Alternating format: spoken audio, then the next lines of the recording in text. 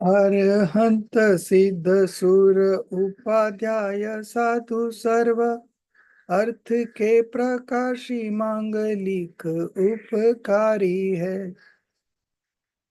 तीन को स्वरूप जानी रागते भई जो भक्ति काय को न माय स्तुति को उच्चारी है। धन्य धन्य तुम्ही से काज सब आज भयो कर जोरी बारंबार वंदना हमारी है। मंगल कल्याण सुख ऐसो हम चाहते ओ मेरी ऐसी दशा जैसी तुम धारी है। ओ मेरी ऐसी दशा जैसी तुम धारी है।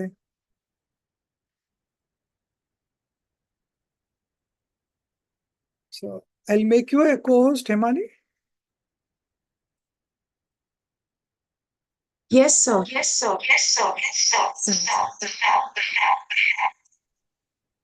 So to close one of the apps. Yes, sir. Yes, I'm doing that one. Sorry, Zoom was actually getting updated on the computer suddenly when I started it. So I've closed it, sir, now.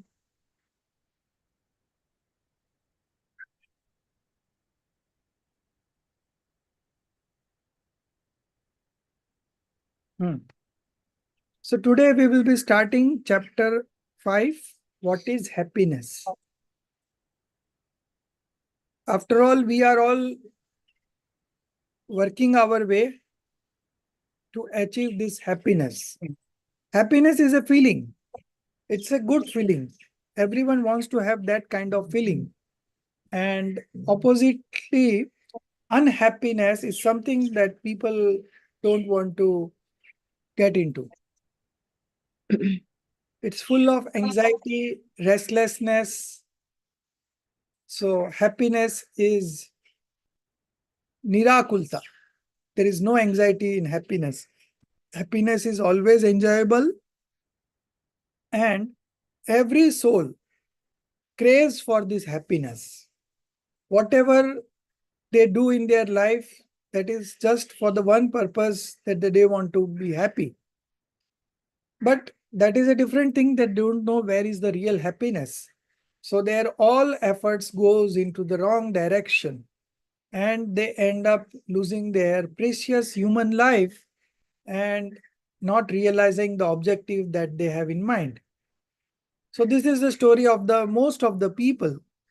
Most of the people means the total population in the universe. If we compare to that way, it will be 99.999%. Only very few people realize this fact that happiness comes from within. And particularly, we are fortunate to born in India. So here people are more spiritual, but in other countries, they don't know what is spirituality. So this is something very rare for the special kind of people who have done very good deeds in the past, and fruition of which has led them to this kind of knowledge, where you know what is exactly happiness, where it is, and how you can experience that happiness. So these are the three questions that we are going to answer in this chapter today. And it's a very logical explanation. This particular essay, it's an essay written by Dr. Bharilji, very nicely written. And lots of things picked up from Moksha Marg Prakashak and then some other scriptures. So it's a combination of many scriptures put together with the sole aim of defining happiness. As our purpose in life is also happiness, so this makes it more relevant and important for us. So straightway we will read 3 paragraphs at a time, and then I will explain. The author has first explored what could be the real happiness in different ways. and that we are going to discuss one after another paragraph. And then at least for 2 pages, he is just about finding what could be happiness. So he's given many options, and then ultimately they have been ruled out that this is not happiness. Then this mundane existence gets eager to know what is real happiness, and then the solution comes in the at the end of the third page, and then it is all about the solution. So, what are the assumptions of people regarding happiness that has been discussed in the first place? So, Pratibhaji, you read. Can you make it slightly bigger or enlarge it if it is possible? Otherwise, this is also fine. Yeah, Yeah. thank you. It is an agreed fact that all the creatures want happiness and are afraid of pain and grief. The question, however, is what is real happiness? What really is called happiness? The desire for happiness has no meaning without understanding the real nature of happiness. Generally, ordinary beings consider sensual pleasures as happiness, and their attempts are also directed towards these. According to them, search for happiness means search for pleasure of the senses. The question, what is happiness, does not arise in their hearts, because in their hearts they treat life full of sensory joys as a happy life. It is an account of this that whenever we think of happiness and welfare, it is considered desirable to lead a life of attachment, work hard, grow more food, and develop industries and science. The country will prosper by all this, and all will be happy. Idle are talked of, and it is said that a day will come when everyone will have nutritious food to eat, clothes to put on according to variations of seasons, and modern residence with all scientific facilities, and then all will be happy. We Stop, do not want to stop. discuss whether such conditions will prevail or not. Our question is if, after having all these comforts, life will be happy. If yes, people having all these comforts should be happy even now. The countries touching the limitations of all these comforts must then have all happy and quiet people. We, however, find that all on this earth are disturbed, impatient, unhappy, afraid, and worried. It is therefore necessary to consider seriously what happiness really is. We cannot make true efforts in this direction and achieve happiness without once for all deciding what real happiness is. Stop. So the introduction says that all creatures want happiness. All creatures craves for happiness and are afraid of pain and grief. So pain and grief is again a feeling and happiness is again a feeling. So all the creatures crave for happiness and they are afraid of pain and grief and they don't want to experience that pain and grief. Now the question is, what is real happiness? So the first argument that uh, the author has come forward, that sensual pleasures is considered to be as a means of happiness. But the fact is that sensual pleasures is not happiness. Okay. And what they believe as happiness in terms of sensual pleasures is not actually the happiness. So they don't also think on those lines, and they don't have the curiosity to find the real happiness because they have considered this sensual pleasure as happiness.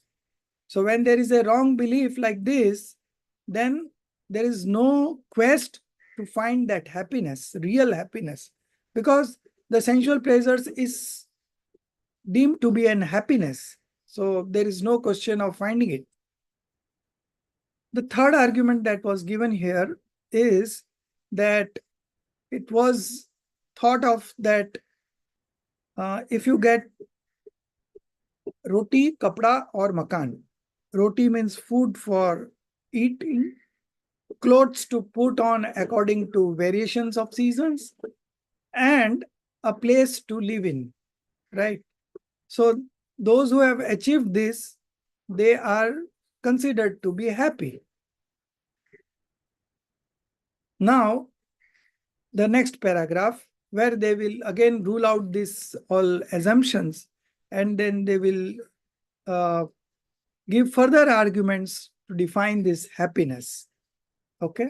So far, these three arguments. First one was about what is real happiness. Then the first logic given was the sensual pleasures.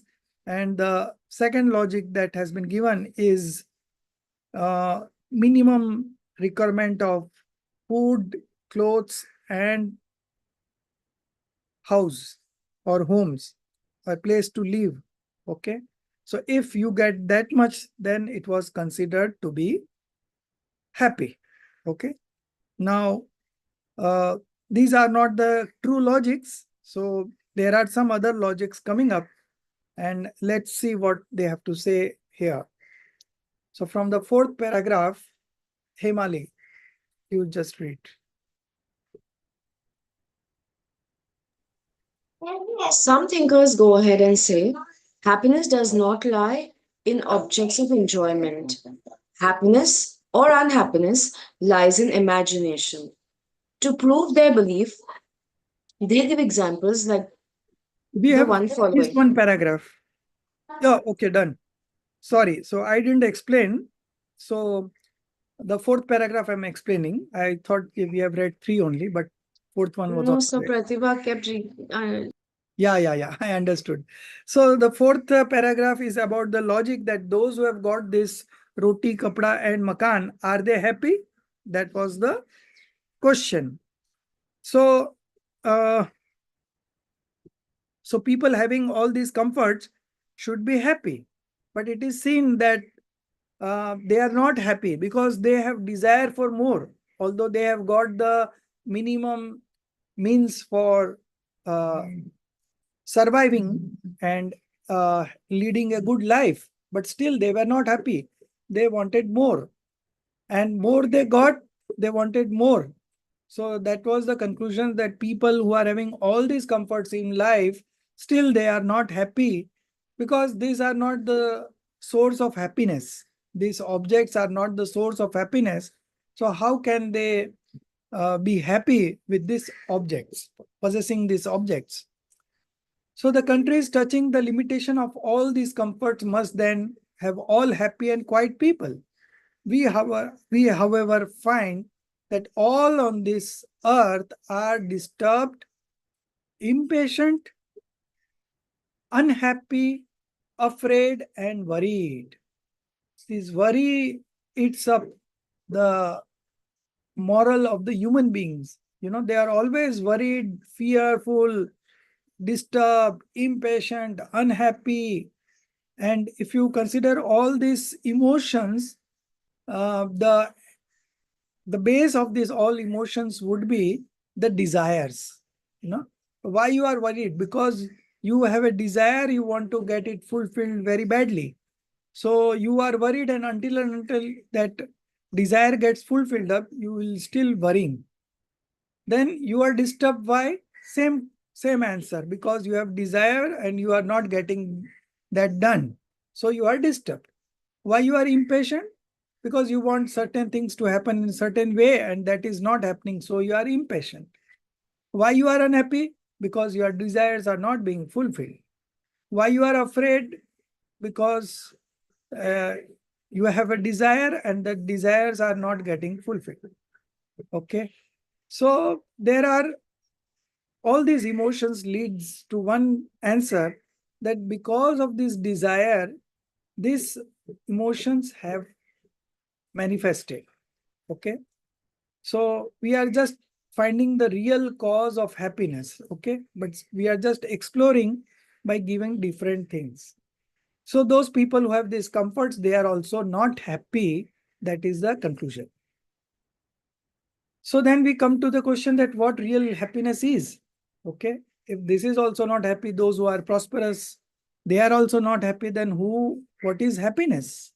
So that is the question. We cannot make true efforts in this direction and achieve happiness without once for all deciding what real happiness.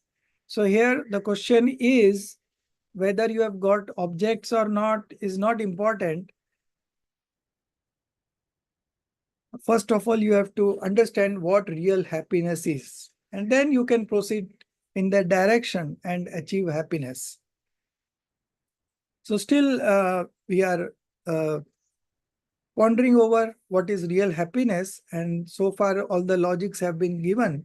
That has all been ruled out. So now the next logic is coming up. So now Himali continue.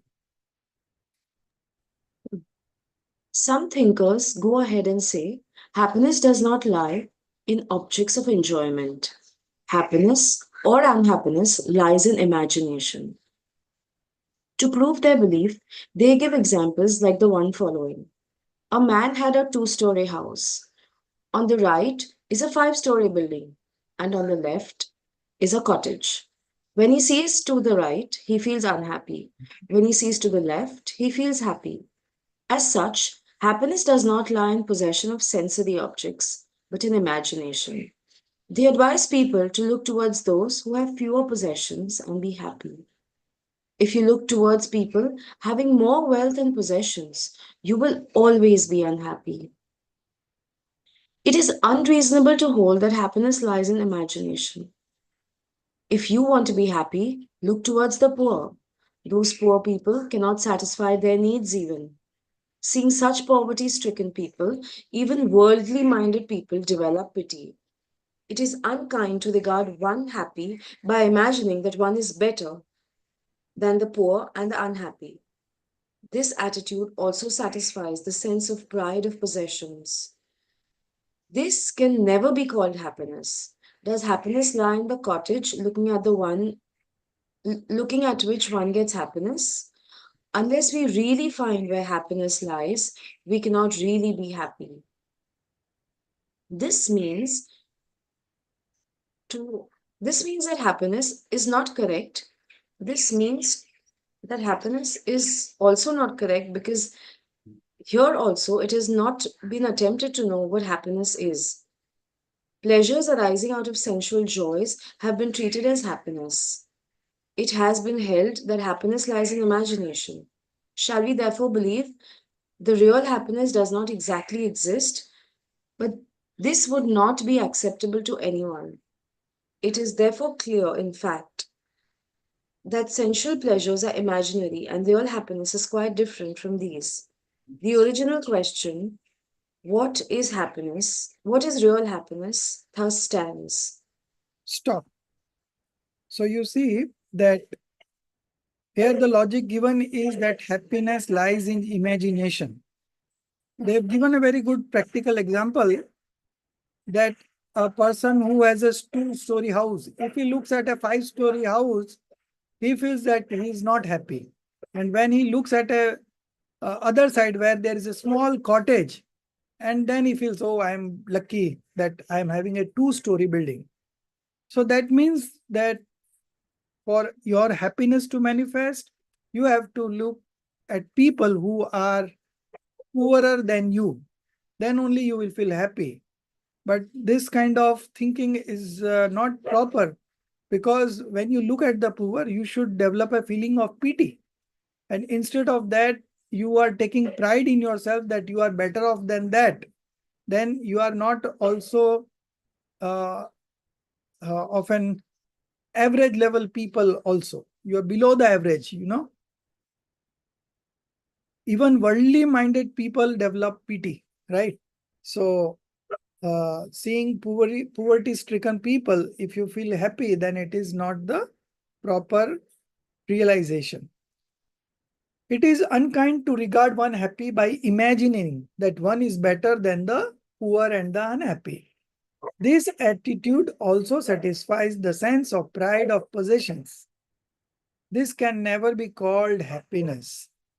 Does happiness lie in the cottage, looking at which one gets happiness? No, it is not so. Unless we really find where happiness lies, we cannot really be happy.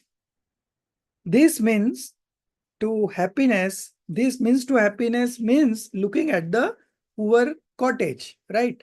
So that is quite correct. This means of looking at the poor.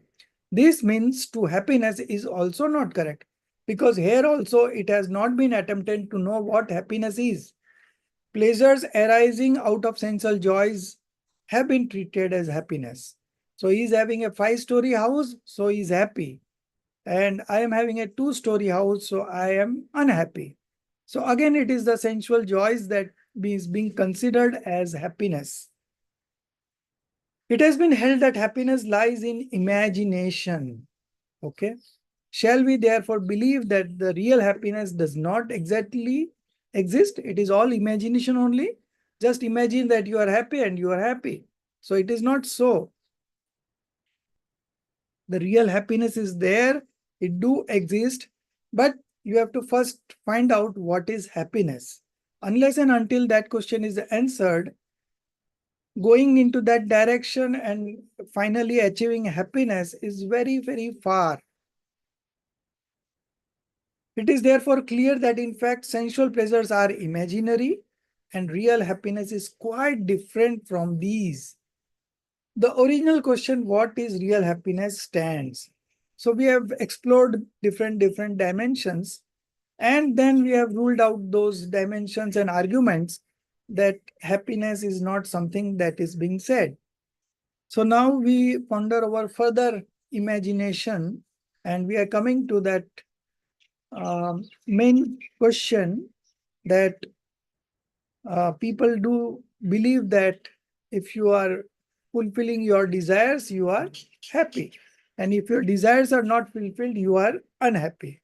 So this is the final argument that we have come into.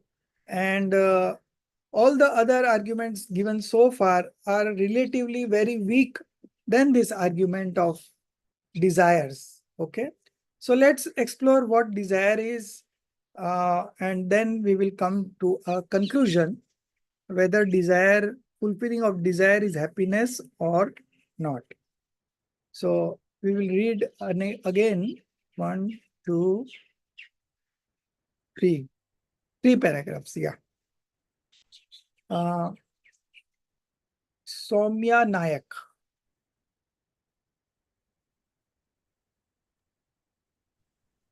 Some ask people to do this and do that, and say, this way your desires would be satisfied.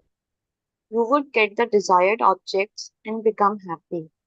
People holding these views regard happiness as satisfaction of desires and unhappiness as denial thereof. First of all, it is not possible to satisfy one's desires because there are countless desires of countless people and the material things are limited. Then new desires arise as soon as the previous ones are satisfied. Thus, the eternal current of desires continues forever. It is therefore definite that ever changing desires can never be satisfied. Conception lies those of satisfaction of desires and achieving consequent happiness are merely mirage in the ocean of the great desert of faith. All the desires are never going to be satisfied, and this creature is never going to be happy in the satisfaction of desires. In reality, happiness does not lie in the satisfaction of desires. This is like being happy by transferring the burden of head to the shoulder. It is also not correct to say that we will be happy proportionately with the desires satisfied, because real happiness lies in the absence of desires, not in their satisfaction.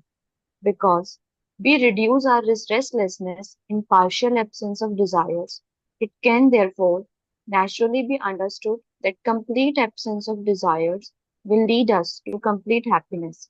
It is wrong to say that desire dies out after its fulfillment and that should be regarded as happiness. Because absence of desires does not mean their satisfaction, but their absolute absence.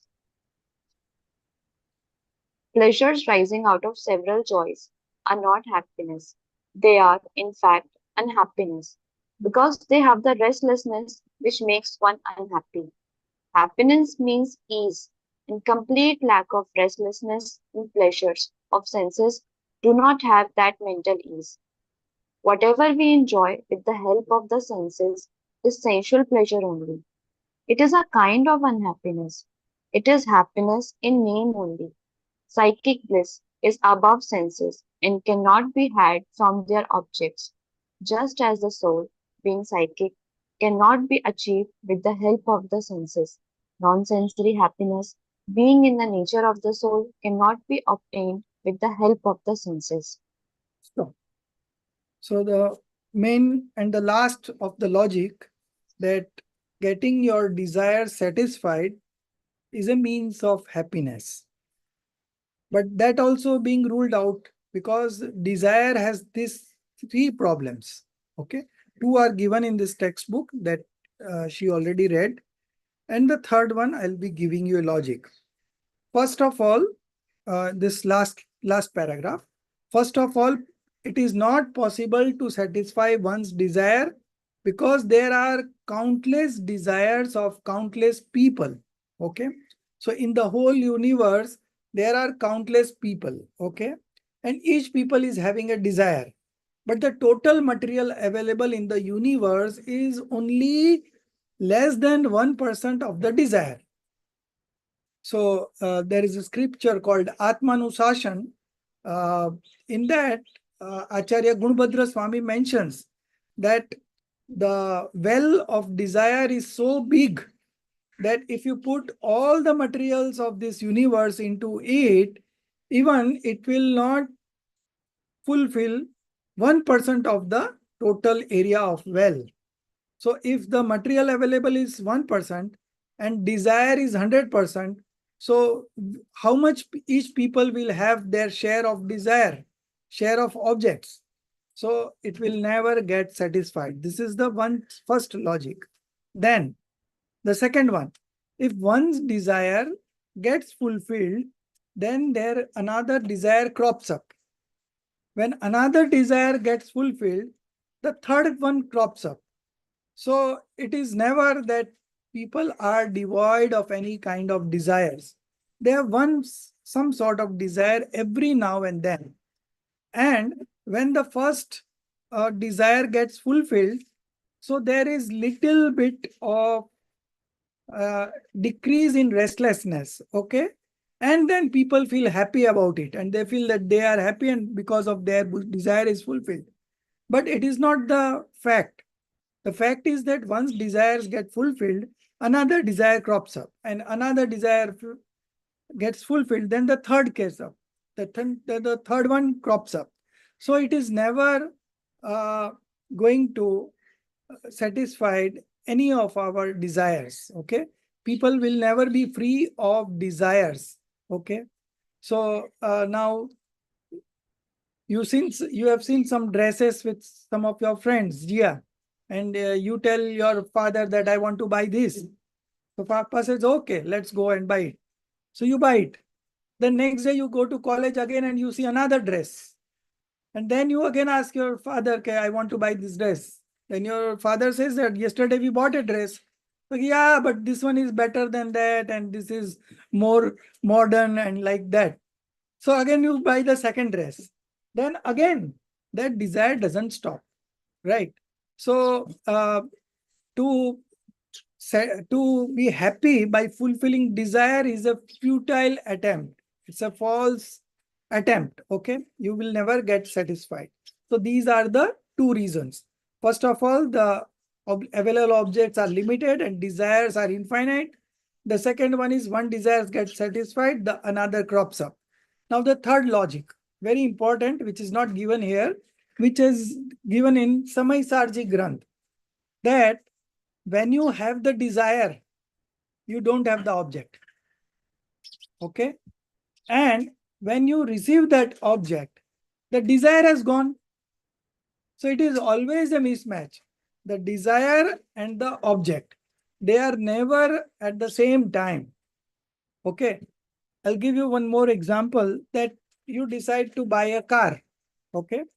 And then according to your budget, you select a model that I will go for this Hyundai or Maruti or whatever. Okay. Now you have chosen one and you go to the showroom and pay the money and you buy it. But the salesman says that it is out of stock and we have to get it registered and all. So whole formalities will take 3-4 days. And the moment the car comes, I will call you and you can come and pick up the delivery. He said, okay, fine. So you have already paid the money. Now after 4-5 days, the call comes from the showroom that your car is ready, you come and pick it up. Now that desire is not there. When you book the car, the desire was so that you want possession right now. But that time it was not ready. So you can't help it. But now when the car is ready, you have already paid the money, you have to just take the delivery. But that desire has gone. So what you will do? You'll send your driver, you go and fetch that car. So all those desires has gone. Okay. So it is always like that. When I was having a certain amount of wealth, I thought that if I get this much of money, if I save this much of money, I'll retire from business. Okay. So after a few years, I got that desired amount of money. But my desire has increased by then. Now that same amount of money is ready with me. Still, I want more. Okay. So then I revised my target. But now cost is going up. So if I have X amount of money, I will retire. Okay. So after a few years, I got that level of money also. Now again, my desire has gone up, you know. So it is like that only. And one fine day, it was just because of my mentor that he said that this is enough, you will not require more, you know. And that was the icing on the cake. And that day I decided that this is enough. Otherwise, the same few days ago only, I was planning to buy a new office. I was planning to expand my business because the desire keeps on increasing. You are never satisfied. So this is the third logic that when the desire is there, the object is not there. And when the object is there, desire is not there. So all the enlightened soul never desires for anything because they know if I desire, I'm not going to get it. Okay. Desires get satisfied only when you have rise of auspicious karma. Okay. And Todermalji has explained this uh, desire in a very elaborate manner and very logical. Okay. So there he mentions, even these two logics are there from there only, Moksha Prakashak only. There he gives a logic that these desires get satisfied only when you have a rise of auspicious karma. And this soul, in its whole journey, in its whole transmigration, gets this rise of auspicious karma at some time and for some duration only. So most of the duration, it is inauspicious karma that is on the rise. And when inauspicious karmas are into rise, you are never getting your desires fulfilled. So you are always unhappy. You are always suffering from misery. Okay. So very few people have this phase in life where they get all the good things in life. Now, that is also very logical because most of the time, this soul dwells in one sense being only. Okay. Very, very huge duration of life is there in the one sense being. To come out of one sense being and get into the two sense being is very rare. From 2 to 3 is again rare, rarer than rare. Then 3 to 4, 4 to 5, 5 to rational. Okay. It's all very rare. And if you are also a rational human being, then getting true God, true Shastra, and true monk is again very rare. And even if you get this Jainism and true God, true uh, Shastra and true Guru, then also it is very difficult to develop an interest to understand this. And even if you get an interest, if you have a curiosity to understand, then getting the means also is very rarer. So you see, now is the time for us that we have got all the associations that we require for our spiritual upliftment. Okay. You cannot have more than this in any life. Okay. If you have now, Ambani has enough wealth, Mukesh Ambani, but he does not know Jainism. He does not know the theory how to get happy. He believes that sensual pleasures is happiness. So he spends so lavishly in marriages and all other functions, because he wants to be happy by spending those money, by showing people, that I am having so much of wealth and all. But he's still unhappy because he never knows the way to become happy. So we are so fortunate to have these associations also, and also the understanding that happiness comes from within and not from material objects. Okay. So you see, you are into a very, I would say, one of the most opportunist phase of your transmigration, human life, Jain Dharma, then associations and your interest. And even if you have interest, if there are no means, what would you do? So this Parmagam honors course is a means to achieve that happiness. So all this, and even if you join a Parmagam honors course, how many are able to continue? Yesterday I was posting marks and I was seeing that all the one students who have started earlier, after attending 1-2 class, they have left. Even I was not able to recall the names also. And it is all registered in Moodle, you know. So it is like that. It is very rare to get into this kind of course. And even if you get it, it is very rare to continue. And even if you continue, it is very rare to complete it, you know. So there are lot of auspicious karmas that are into rise right now, that we are doing this swadhyay. We are trying to understand what happiness is, what is the real source of happiness is. So these are all very rarest of rare things. So fulfilling of desire is not a proper way of becoming happy. Okay, that is the conclusion.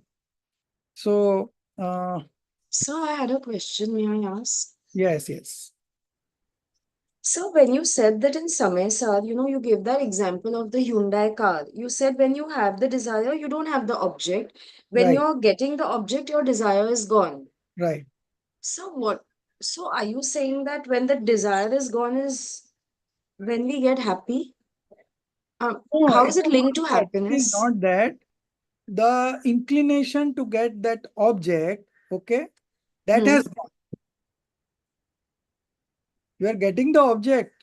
Nevertheless, the Yeah, desire, the things that badly you need, that kind of desire has already is not there, because desires are momentary. Okay. correct. So by the time you receive the object, the desire is not there. So the excitement that was there to buy that product, now the product has already come, but that excitement is not there. Right. So again, it's Hmm. not going to make you happy. Right. These are all Right. very temporary phenomena, and people spend most of their life, energy, resources, whatever they have, in finding these objects, when in fact, actually, there are no happiness in any of the worldly objects. Right.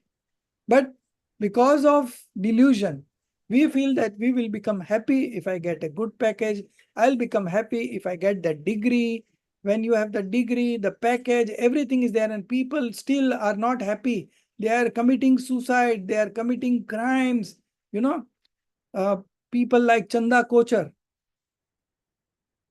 She was so intelligent, she was so studious, and she worked really hard to get into that post, and she has all the money in the universe, and still he resorted to unlawful means, to get that money, and she got caught and she was jailed, right? So what is the use of this money, right? So, but people, because of delusion, people feel that getting more money means happiness, and in that pursuit, they miss this opportunity of understanding the means to get happy, right? So this is the role of delusion. Because of delusion, we get into all the wrong things.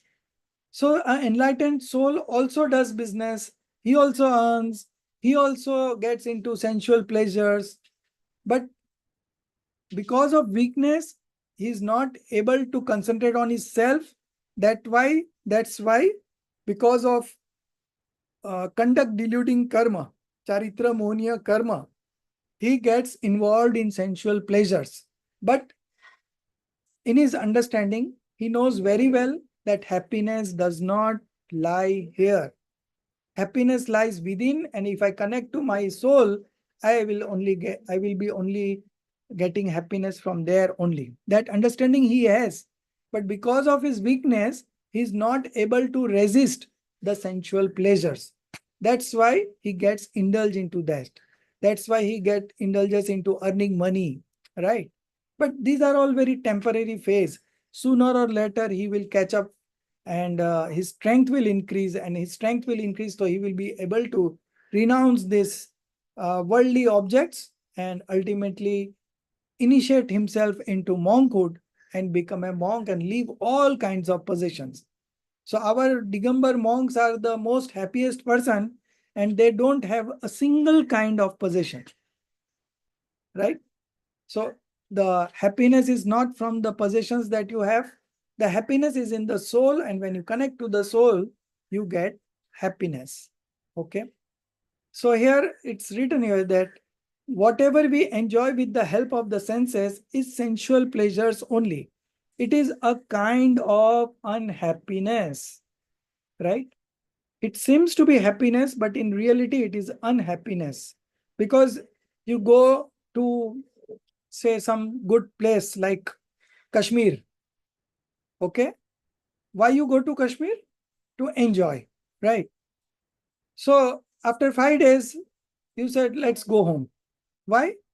If happiness was there in Kashmir, you could have lived there for longer. But no, happiness is not there. So at some point of time, you get saturated, and then you want to move on to the next object. Now, one sense at a time, you are enjoying, right? Now, if you have had good food, now you want to listen good music. So sometimes you listen to good music, then you move on from music to you want to see some good movie. Then you finish that movie and you still feel unhappy, so you indulge in some other sightseeing or something else.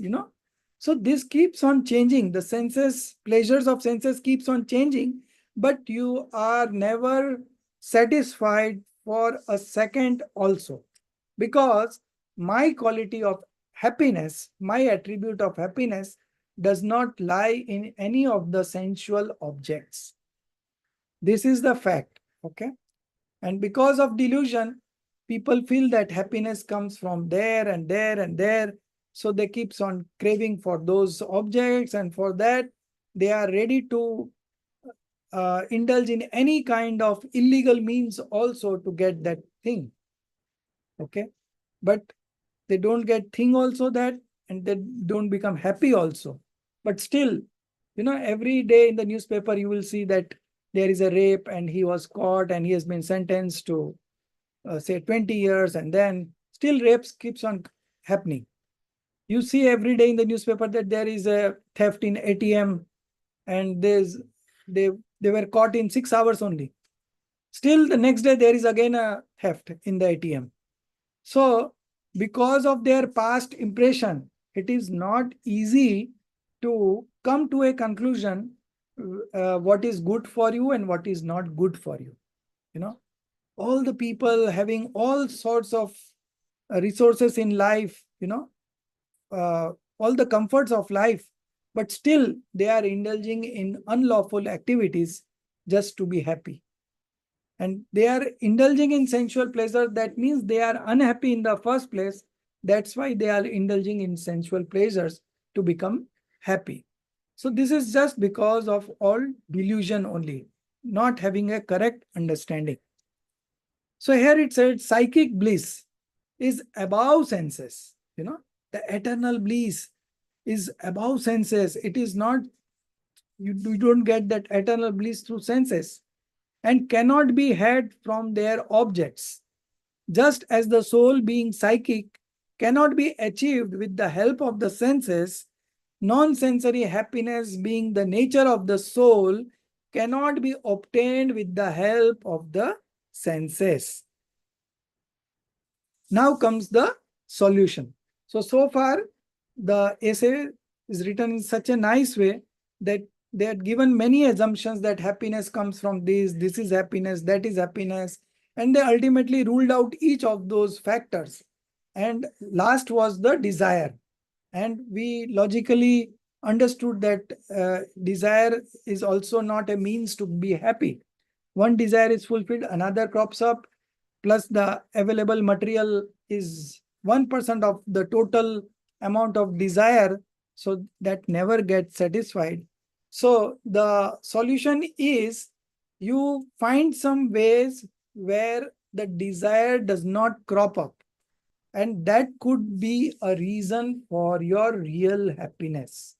Okay, so this is the conclusion from all this logic. Now we start reading the solutions, and the next whole page is the solution. Okay, so who's next? Soumya Jain. So we have to find a thing where it is. How can we find it where it is not possible to have it at all? For example, consciousness is an attribute of the soul and can be found in the sentient soul only, not in inanimate entities. Likewise, happiness is also an attribute of the soul, not of inanimate beings. Happiness can, therefore, be had in the soul only, not in inanimate objects like human bodies.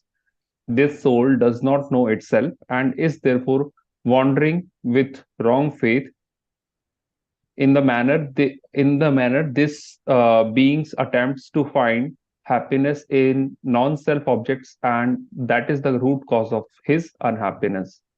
The direction of the search for happiness itself is wrong. When the direction is wrong, the present state will also be full of unhappiness. For getting real happiness, we have to see within, to know our own being, for our happiness lies in ourselves. The soul is a depository of eternal bliss, full of everlasting joy. Therefore, those in pursuit of happiness should turn their efforts towards their inner beings. Those looking for happiness elsewhere will never get it.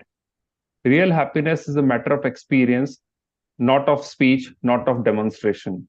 It can be had only by being introvert, cutting ourselves from all the non self entities, and being one with our soul itself. Since the soul is full of happiness, experience of the soul is the experience of happiness. Just as one cannot achieve the soul without experience, in the same manner, one cannot get real happiness without the experience of the soul. If we ponder deeply over the question, we realize that happiness is not to be had from somewhere else, for the soul is itself made of this happiness, is nothing but happiness alone. That which is happiness incarnate has not to find happiness anywhere else. Happiness is not to be possessed, it is to be enjoyed, to be experienced.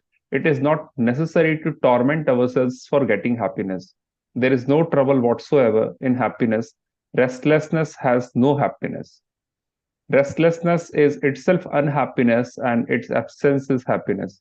As such, there should be no desire for happiness, for desires themselves make us unhappy. Absence of desires is real happiness. To all questions like what is happiness, where does it lie, how shall we get it, There is only one answer, only one solution, and that is the experience of the soul itself. The soul and the foremost means to achieving it is the pondering over the fundamentals of life. However, we should remember that the real experience of the soul is born of out of the absence of this pondering over the fundamentals of life. Separate treatment is desirable for questions like who am I, what is soul, and how is self experience achieved. Good.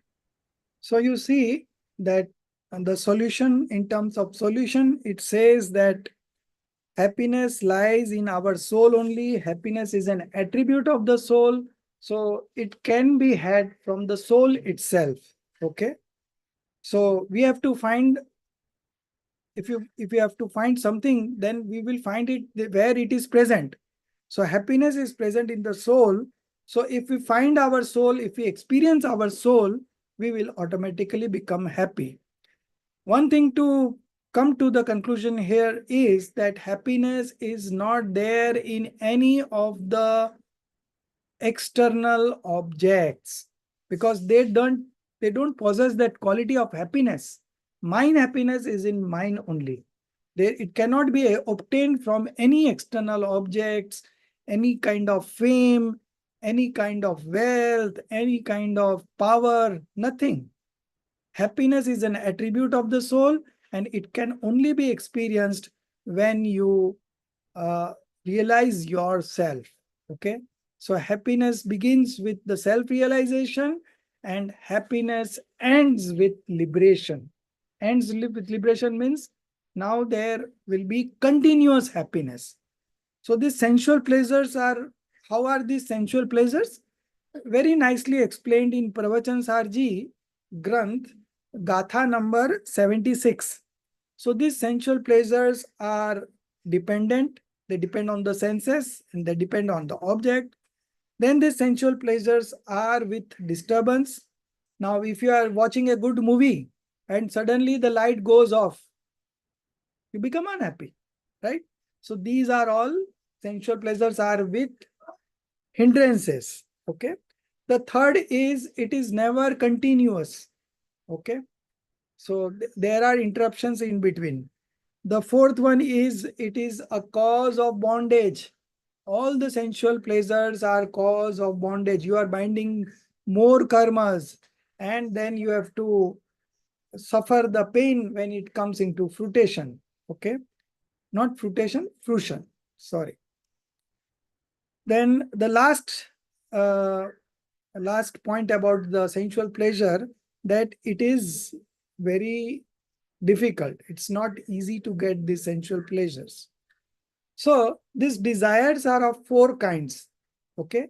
Todarmalji has explained these four kinds of desire in Moksha Marg Prakasak Ji, chapter 3. At the end of the chapter 3, the last topic is four kinds of desire. I will share the pages. You can just go through it and you will have a very good understanding of these desires, that why fulfilling of desires are futile, and uh, what is the best solution for fulfilling this desire is to realize yourself. And when you uh, focus on yourself, when you concentrate on yourself, the desire does not rise at all, and that is the permanent solution. Okay. Fulfilling of desire is not a permanent solution. It is just a means, temporary relief. The next moment you get another desire. So it's not going to work. So what is the real solution? To experience yourself. And when you experience yourself, there is a satisfaction also there. And when the satisfaction is there, you don't have further desires. So the process is like that. So likewise, happiness is also an attribute of the soul and not of inanimate beings. Happiness can therefore be had in the soul only, not in any inanimate objects like human bodies, wealth, possessions, associations, nothing. This soul does not know itself and is therefore wandering with wrong faith. So chief cause is delusion or the wrong faith. In the same manner, this being attempts to find happiness in non-self objects, and that is the root cause of his unhappiness. The direction of the search for happiness itself is wrong. When the direction is wrong, the present state will also be full of unhappiness. Real happiness is a matter of experience, not of speech, not of demonstration. Okay? And that self-realization is the real happiness. So if we ponder deeply over this question, we realize that happiness is not to be had from anywhere else, but it can be derived from the soul itself, because the soul is full of happiness. The soul, all the attributes of the soul, infinite attributes of the soul, there is one attribute called happiness. Okay. And when you connect to your soul, then only that happiness will flow. Okay. And you will realize it. And that is the time you are free of restlessness. Okay. And you are really enjoying those moments.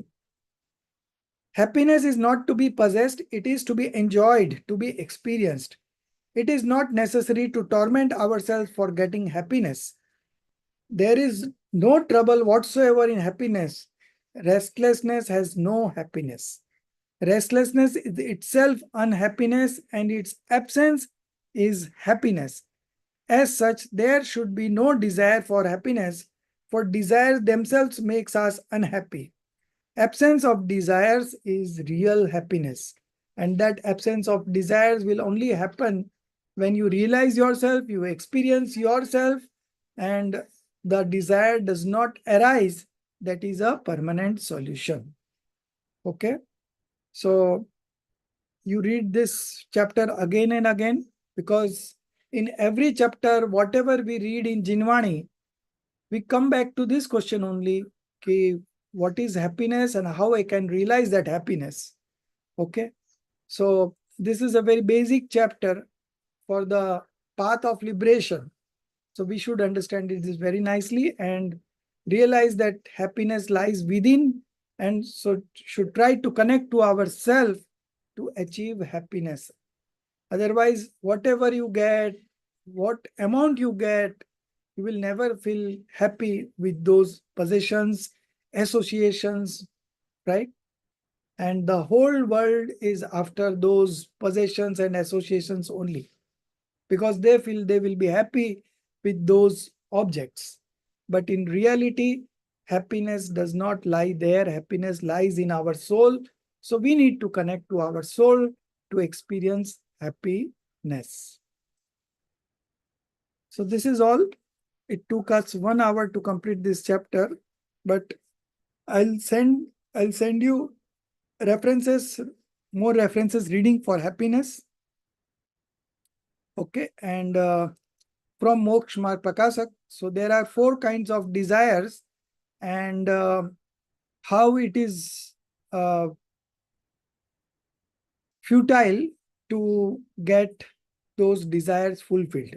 Okay, everything is explained. It is only 2 pages from Moksha Marg Prakasak, and the logics also are given here only. The 2 logics that we saw about desires, that is from Moksha Marg Prakasak only. So you'll be able to connect and you will be able to understand. That is just for your own interest. Okay, the syllabus is this much only. Now we move on to the another very important chapter, the 5 bhavs, lesson number 6.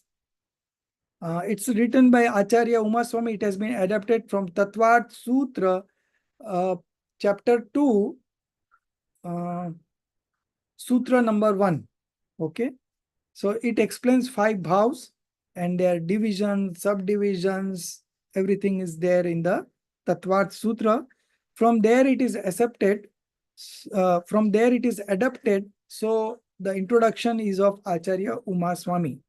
But we have already read about Acharya Umaswamy in Vitrag Vigyan 1, chapter 3, 7 fundamentals, and in Vitrag Vigyan 3, chapter 3, active consciousness.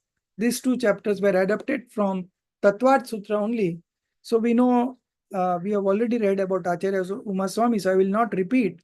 I will move on to the chapter only. And before moving on to the chapter, I will explain you the whole chapter with the help of one chart that I have shared in Hindi, but I will give you the English names also so that you could write it in your textbook, or you will not find time to take a printout of it, but later on you can enter those names in chart only.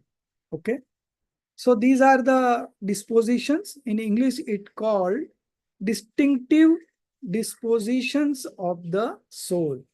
Okay. So this is one chart, and there is another one chart where there is a comparison of all the 5 kinds of dispositions. Okay. Comparative chart that you take out. Yeah, this one. Right. So you see, there are 5 distinctive dispositions of the soul. Dispositions means manifestations. Dispositions means modifications. Okay. Disposition means bhav. Dispositions mean parinam. Okay. So these all are synonymous meanings. So there are 5 kinds of distinctive disposition of the soul. जीव के असाधारण भाव. Asadharan bhav means distinctive dispositions. Okay. So there are 5 names given: Opshamik, Shaik, Mishra. Mishra is also called Shayopshamik, Odeik, and Parinamik. Okay. So Opshamik is called subsidential. Opshamik means to suppress. Upsham means suppress. Okay. It's written there. So you write subsidential disposition. First one. Opshamik is subsidential disposition. Second one is psych. Psych is destructional dispositions. Shaik bhav means destructional dispositions. Third one is Mishra or Shayopshamik, and that means subsidential cum destructional. Okay. Shay and Upsham. So Sai is destructional and Upsham is subsidential. Okay. So that is the third one, Shayopshamik. Fourth one is Odaik. Odaik means rising dispositions. Okay. The last one is Parinamic, inherent nature. So out of these 5, 4 are part of modifications. And the 5th one, inherent nature, is a substance material. Okay. It is not the modification. The other 4 are part of modifications, and this parinamic or inherent nature, okay, is something that is not modification. It is a substance. Okay. So we studied the other day about supreme point of view, param shuddh nischay nahi. And we also had a question on viva on this, the third question. Okay. Param shuddh nischay nahi, supreme point of view. Okay. So this parinamic bhav or inherent nature is a subject of that viewpoint, supreme point of view. Okay. Supreme point of view. Supreme real point of view. Param shuddh nischay nahi. Supreme pure real point of view. Okay. So, Sir, I have a doubt. huh. Sir, what is the actual meaning of the word bhav? Means it is including both the modifications as well as the substance kind of thing. So exactly what is bhav? Bhav, in general sense, bhav means parinam. And parinam means modification, disposition, sentiments, manifestations, whatever you say. Okay. These So are by all that definition, this paranamic bhav is stable. It's not a modification. Then the definition of bhav or disposition so will not be in Samay applicable to it. Sarji, in Gatha number 6, right? It is given Gnayak Bhav, right? Yes, sir. Yes, So sir. that Gnayak Bhav also is a substance. So sometimes Bhav is also considered as substance, but it is sometimes, most of the time, Bhav means your dispositions. Okay. Okay. It is So, not just the thoughts, the thought or the dispositions of the mind that we talk about. That is bhava karma. It is not limited to that. no, it is not limited to that. It is completely about the modification. So in that modification, there would be disposition of knowing, there would be disposition of passions, there would be dispositions of toxic emotions. So these are all part of modification. So it is also called as modification also, because it's in the modification only that this kind of disposition rises. Okay. So bhav is, or you always remember that these are part of modification. So modifications are momentary. So it is of only of one samay. Okay. One moment of time. And the substance is eternal. Anadi Anand. Beginningless, endless. It is never created, it is never destroyed. But these bhav are momentary. Every moment it rises and the next moment it gets extinct. Evolution and extinct are the life of this bhav. Okay. So it keeps on evolving and getting destroyed, evolving and getting destroyed. So first moment it is evolved, the second moment it is destroyed. Second moment another evolves, modification. Then the third moment that also gets dissolved. Okay. So similar kind of activity goes on in this dispositions. So we have 5 types of bhav. These are all our own bhav, because this is found in soul itself and not any of the other substances like matter, medium of motion, medium of rest, space, and time. Okay. All other substance does not have this kind of disposition. Only the soul has these 5 kinds of dispositions. Okay. So the first one is optimic subsidential. It has got subdivisions of 2. The next one has got 9. The third one has got 18 subdivisions. Fourth one has got 21 and the fifth one has got 3. Okay. So these are the subdivisions, Ved. The third column is karmoka. So what happens when this kind of dispositions are manifested? So at that time, the karmas get suppressed. In the first column, it is suppressed. In the second column, it is destroyed, complete. Okay, shaik, atyant viyog, destroyed, shai. The third one is mixed. So it is substantial, subsidential, come destruction. The fourth one is odaik, that means rising disposition. Okay, so the karma is into rise. The karma has come into fruition. Okay. Okay. The fourth, last one is karma nirpeksh. So karma nirpeksh means unaffected by karmas. So you see, number 8, supreme point of view, right? It is number 8, parinamic bhav. It has got no effect of any kinds of karma. It is always unaffected. Okay. Karma nirpeksh. It is devoid of modification because it is a substance. Okay. So modification are not part of that substance, pure substance. Now concerned karma. So opshamik is happening only in monia karma, deluding karma. Okay. Third karma, monia karma, deluding karma. The next one, shaik bhav, destructional disposition, is related to all the four obscuring karmas. The third one is also related to four obscuring karmas: Jnanavarana, Darshanavarana, Mohniya, Antaraya.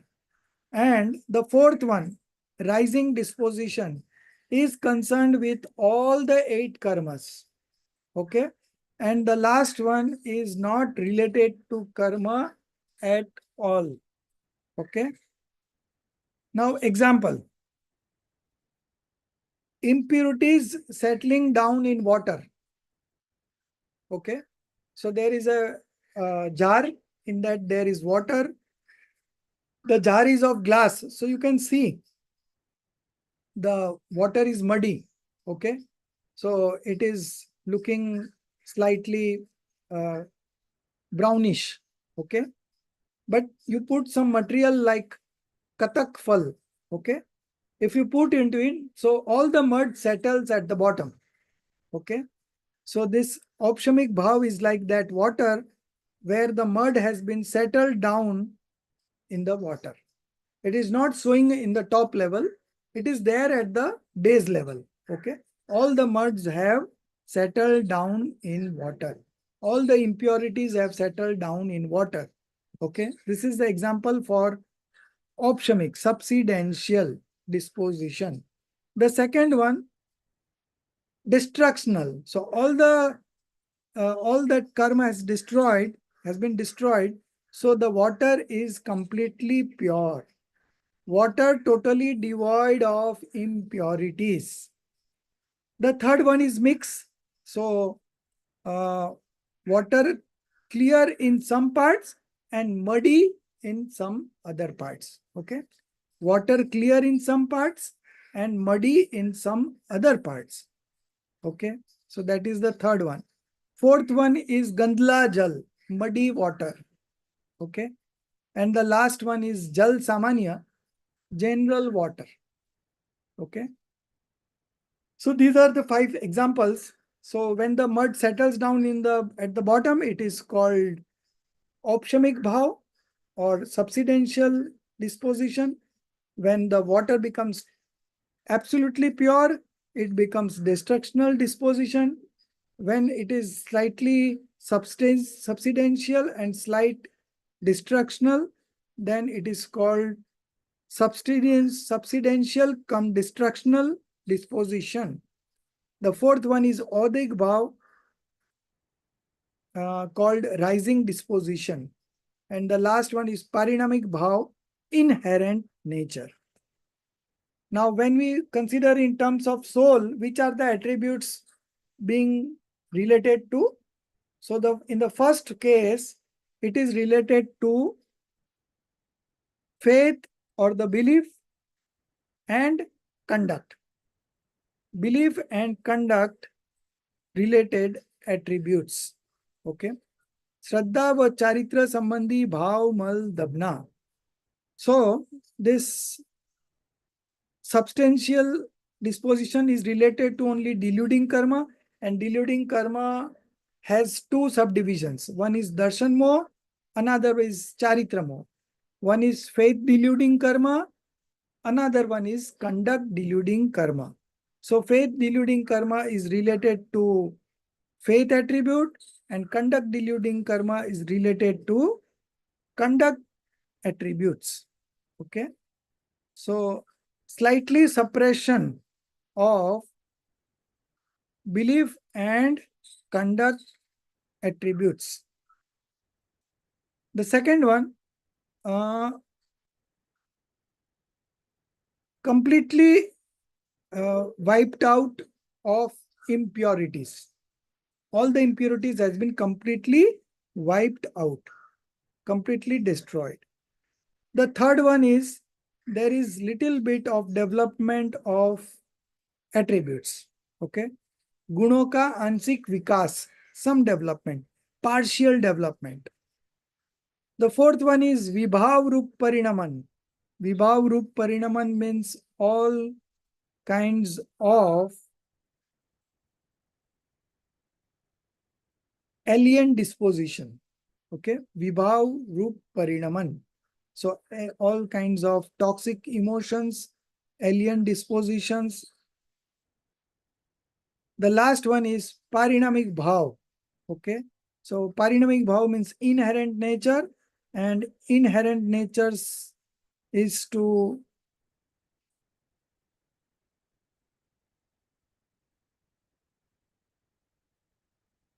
inherent nature means it has these attributes of jivatva, bhavyatva, and abhavyatva. So bhavyatva is, I'll just explain you in English.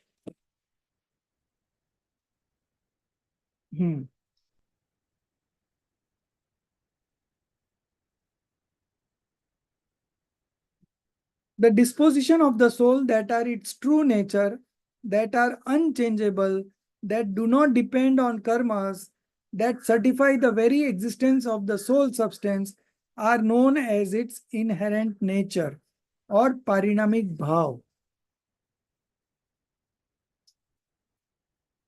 So it has got three divisions, subdivisions: soul principle, that is jivatva, then bhavyatva, endowed with inherent capacity to attain liberation.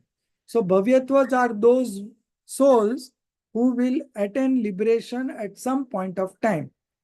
Then there are some souls in this universe who are abhavya. Abhavya means they will never attain liberation. Okay. So Jia, you must be wondering whether I am bhavyatva or abhavyatva. Tell me, are you bhavyatva or abhavyatva? Bhavyatva means those who have a capacity to get liberated. And abhavyatva are those souls who does not have capacity to manifest right belief and they never get liberated. So you see, there are infinite souls who will never get liberated. They will keep wandering into this four state of existence and transmigrating from one state to another state to another state, and never get liberated. Just imagine, there are those What is kinds the of reason souls for that? also. What So is the what is reason your for answer?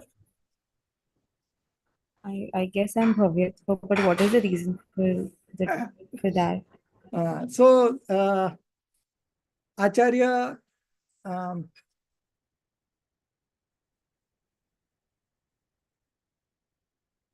Acharya Kartikeya Swami has written in, sorry, not Kartikeya Swami, Acharya Padmanandi. Acharya Padmanandi has written one scripture called Padmanandi Panchvishitika.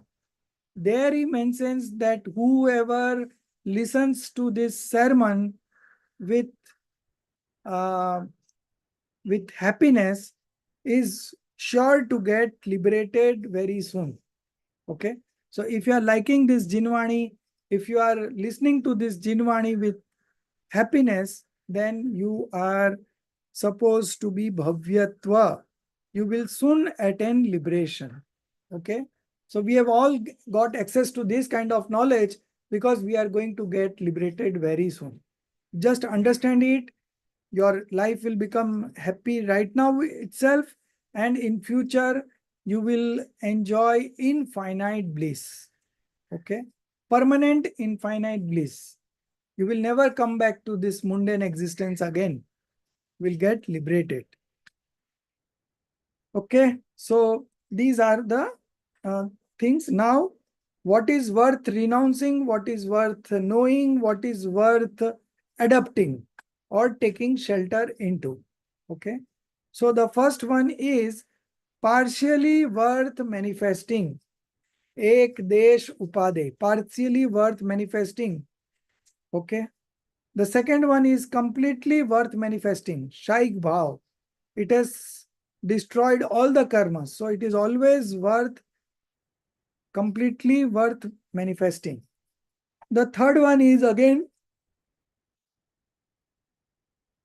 partially worth of manifestation. Okay. And the fourth one is hey. Hey means worth renouncing. And the last one is asray karne yogya param upade. So worthy of taking shelter into. Okay. Parinamic bhav, inherent nature, is worthy of taking shelter into. Because when you take shelter of your soul, that is the time you start your spiritual journey, path of liberation. Okay? Before that, you have not begin the path of liberation. Okay? Now, what are the use or benefits of knowing these 5 dispositions? Okay? So the first one, when you take shelter in your inherent nature, then the toxic disposition starts distancing himself from you. Okay? So the toxic disposition starts distancing itself from this inherent nature. Then the second one, Shaik Bhav. By efforts, by putting in efforts, this toxic emotions can be destroyed. The third one says, I have been doing this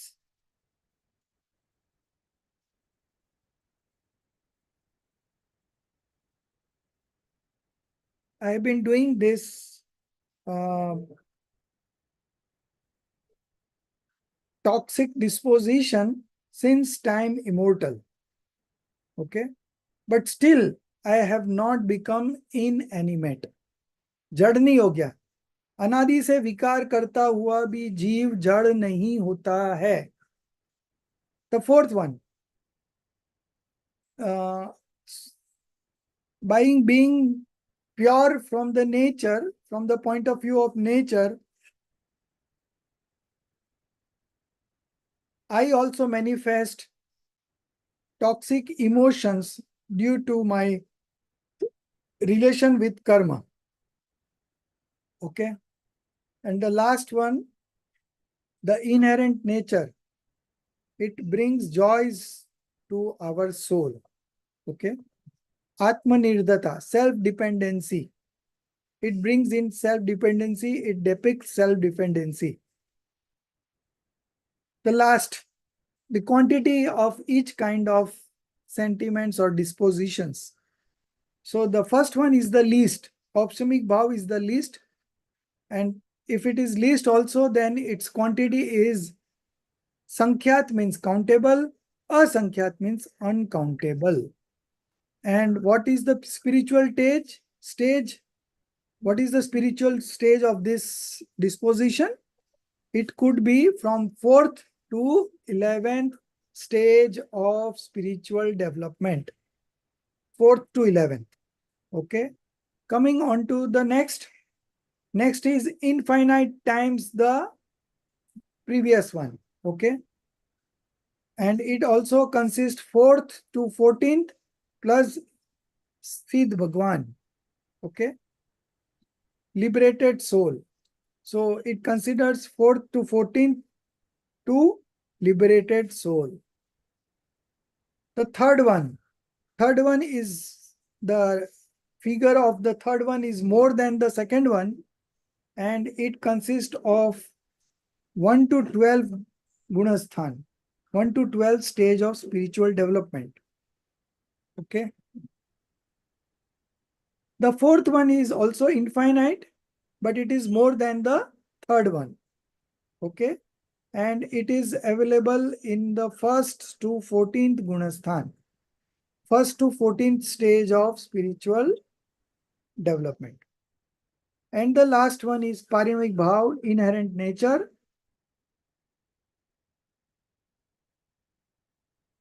It is present in all souls. Okay. So it is 1 to 14th stage of spiritual development plus Siddh Bhagwan. All have this Parinamic Bhav. Okay.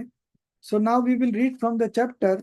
I think everything has been explained except one or two things that we will discuss from the textbook. So first let's read. Jia, you start reading.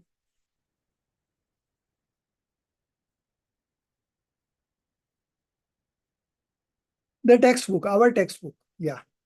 Next page. Yes.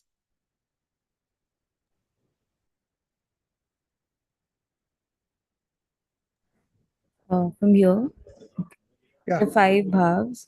Speaker, this is a sacred text, Tattvad Sutra or Moksha Shastra. We are reading the second chapter. The matter in hand is the uncommon attributes, inherent qualities of the soul. Those who are desirous of the welfare of the soul should recognize its inherent qualities because one cannot understand the non soul elements without understanding the soul itself. The well being of those who do not understand both the soul and the non soul elements is not possible.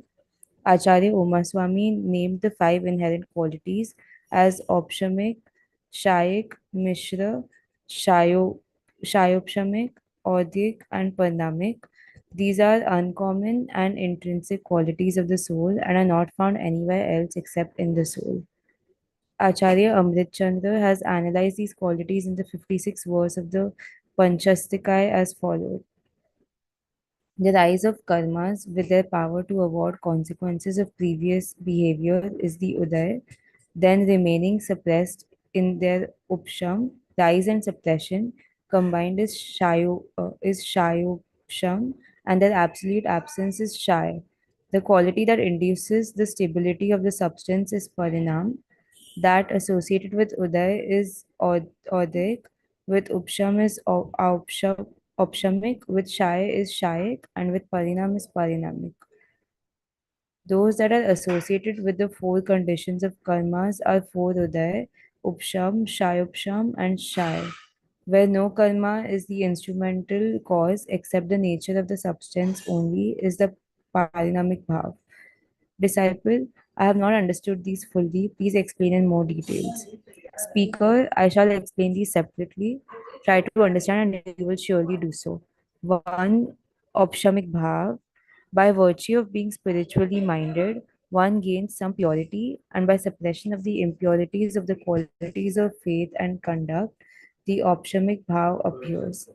At the same time, the suppression of darshan and charitra is the upsham of the karmas, and that associated with such a state of the karmas is called opshamik bhav.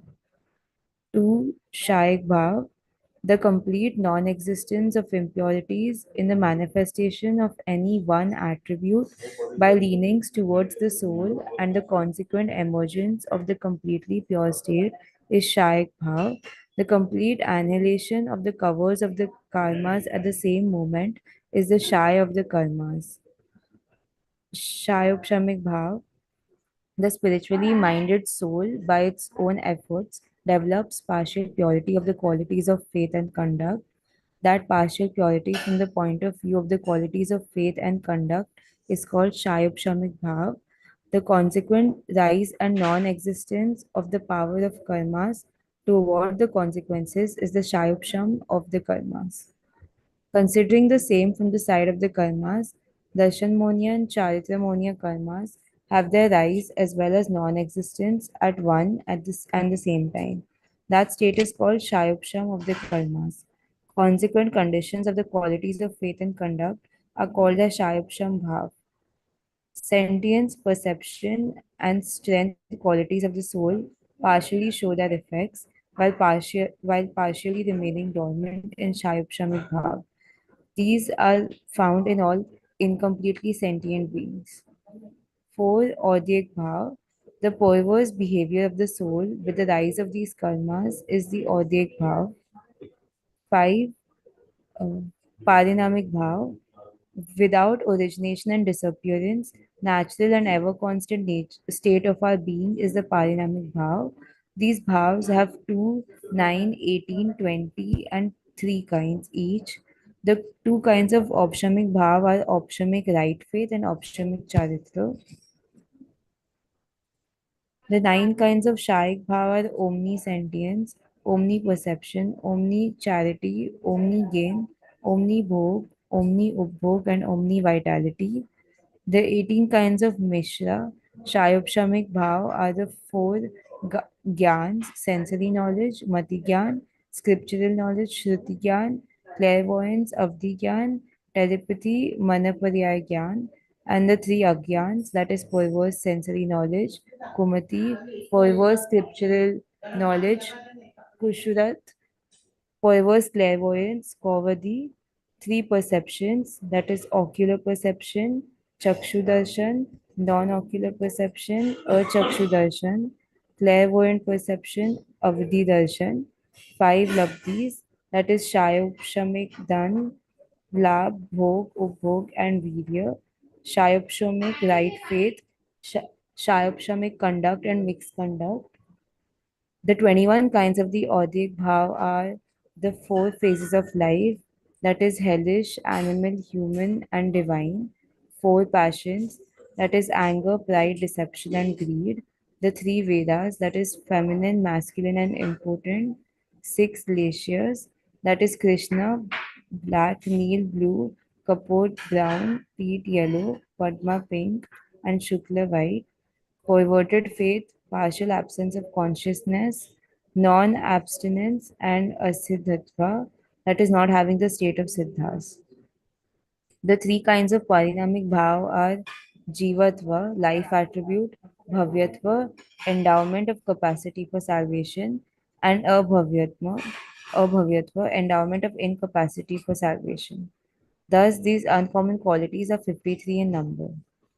Disciple, what is the benefit of the knowledge of these bhavs and what do they prove? Speaker 1. Parinamic bhav indicates that the soul is eternal, 1. Pure and sentient by nature. 2. Audyak bhav states that though the soul is eternal, pure and sentient by nature, perversion lies in its manifestation. It has connections with the inanimate karmas from time having no beginnings. As long as the soul undermines its sentient nature and leans towards the karmas, perversion rises and continues. This perversion is not caused by the karmas. 3. Shayopshamik Bhav reveals that though indulging in perversion since time having no beginning, the soul does not lose its nature and become inanimate.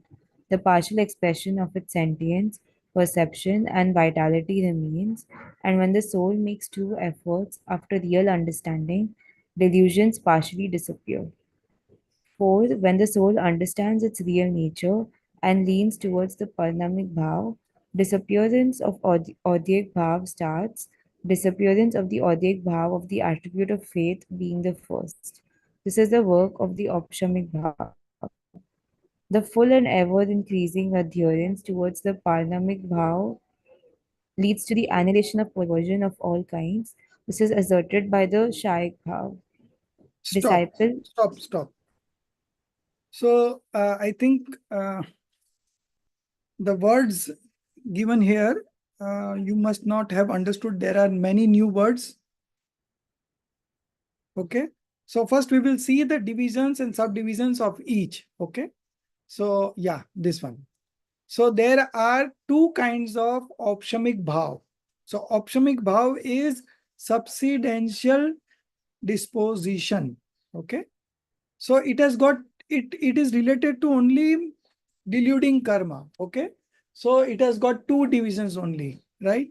One is right belief, opshamik samyaktva, and opsamic charitra, that is subsidential conduct. Okay. Subsidential right belief and subsidential conduct. You write down these English names, otherwise you will not remember. Okay.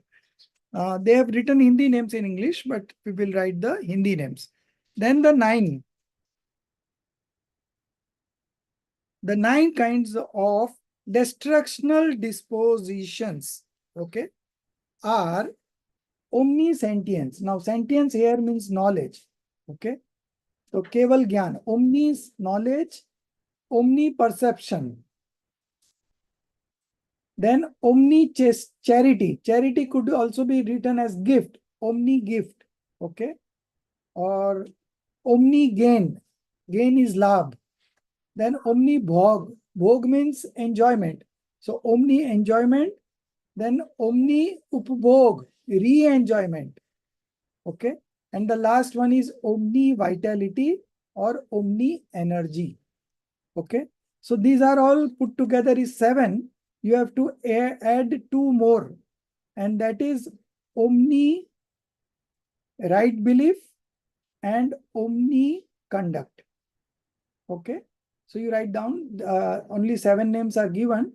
2 are omni right belief and omni conduct. Okay, now the third one, Shayab Shamik. Shayab Shamik bhav means there are 3 things. One is the rise of the karma.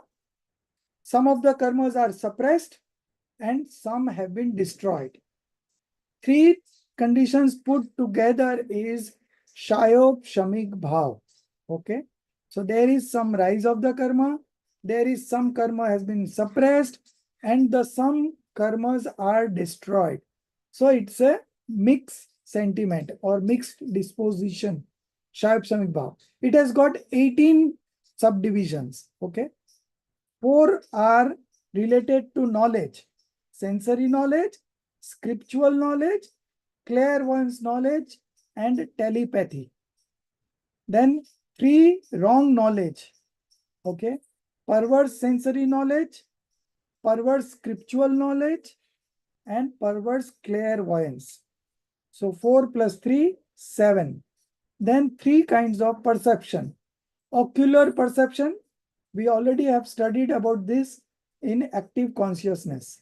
Okay, active consciousness in Vitrag Vigyan 2, we had studied this. Ocular perception, that is through eyes. Okay, that is ocular perception.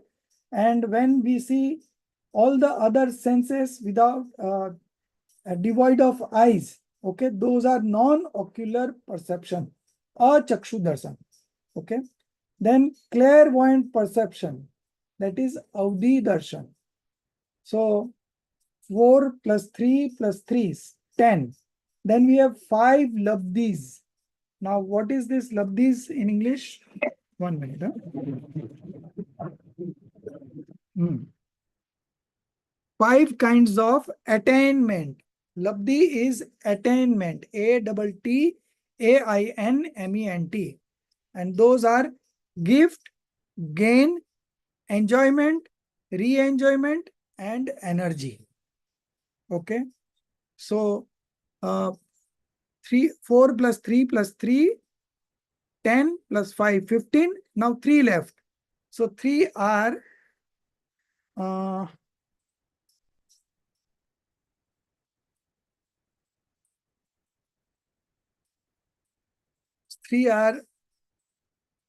psyopshamic belief. Okay, that means psyopshamic samyaktva. So that means psyopshamic samyaktva, and that is psyopshamic right faith. Okay, subsidential come destructional right faith. The next is psyopshamic conduct, subsidential come destructional conduct. And the third one is mixed conduct. Mixed conduct means restraint come non-restraint. Sanyam, asanyam. Okay. So restraint come non-restraint, that is mixed conduct. Okay. So these are 18 kinds of subdivisions of subsidential come destructional disposition. Now the fourth one, Odik Bhav. There are 21 kinds of Odik Bhav. Okay. 4 states of existence: hellish, celestial, human, subhuman. Okay. Hellish, celestial, human, subhuman. Then 4 types of toxic emotions or passions: Krodh, Man, Maya, Lobh, anger, pride, deceit, greed. So 4 plus 4, 8. Then 3 types of sexual cravings. Okay. That is called desire to copulate with man, woman, or both. Okay. So these are 3 types of sexual cravings. Then we have wrong faith,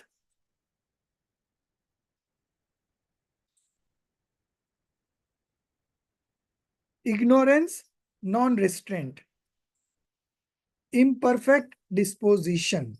Okay. Imperfect disposition is asiddhatva, non-restraint is asanyam, ignorance is agyan, wrong faith is mithya darshan. Okay. And the last one, 6 colorations or 6 lascias. Okay. So these are of 6 colors. First one is black, blue, brown. Then we have yellow, pink, and white. So these 6 lascias are a measurement of ascertaining the level of passions. Okay. What level of passions you are having is we can know through lascias. Okay. So these lascias are passions, mind, speech, and body activity governed by passions is called lascias. Kashai anuranjit man vachan kai ki activity. Okay. So mind, speech, and activity governed by passions is called lascia. These are 6 types. I will share you a picture. You must have seen in many temples that there is a picture of tree, and there are 6 persons and they want to eat the fruit of that tree. So the first one cuts the tree from the root itself. Now he wants to eat one fruit. Okay. But what he is doing? He is completely destroying the tree by cutting it from the root. The second one does not cut the root, but he cuts the branches of the tree. The third one even don't cut branches, but he cuts one of the sub branches of that tree where the fruit is located. Okay. The fourth one does not cut the sub branches also, but he cuts the fruit only. The fifth one does not cut the fruit also, but uh, he cuts the ripe fruit only. Okay. And the last one does not cut the fruit only. He picks it up from the floor only, whatever fruit has fallen from the tree.